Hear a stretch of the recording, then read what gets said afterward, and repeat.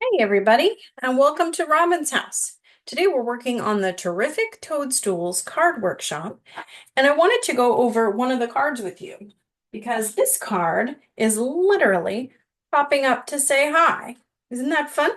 So it's just a Z card, but it's a double layer Z card, so it can be a little tricky. But the main thing to remember is that the overall is going to be 4¼ by 5½ because that's the standard card size. And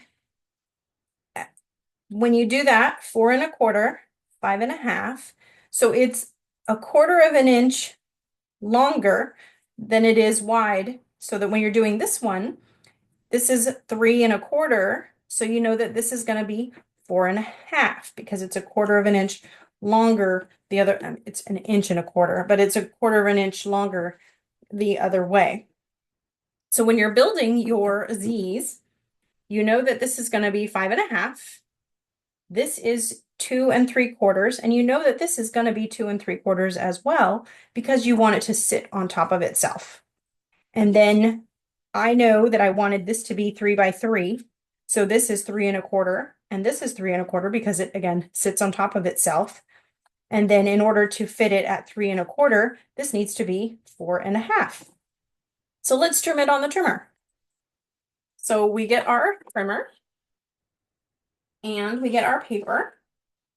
And first thing I need to do is make it 4¼ because that is the size of the card.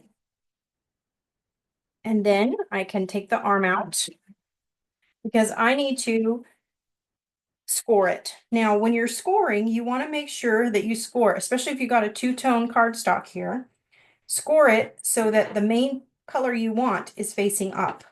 So I want my dark color to be facing up, and I want my blade out of the way.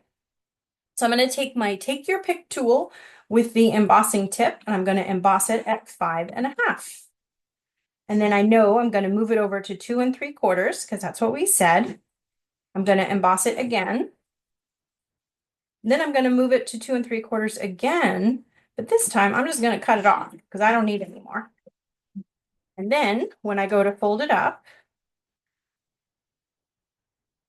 it now has the base that it's supposed to look like. Looks just like the card. Okay, so we can set that aside, and then we'll do the green one. So this is Granny Apple Green, and this needs to be 3¼ we talked about. Lay it out of the way.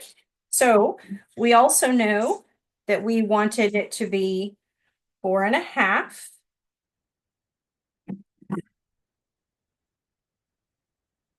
And then 3¼ because I want those 3 by 3 papers. And then 3¼ again. And then when I fold it up, and that way, so when you fold it up, it's kind of like two opposite Z's, where this one has the small sides on one side. The small sides are going to be on the other side here. That way, when you marry them up, they act like they're supposed to. So that is my double Z fold card. I hope that was helpful. Thank you so much for watching. Happy crafting.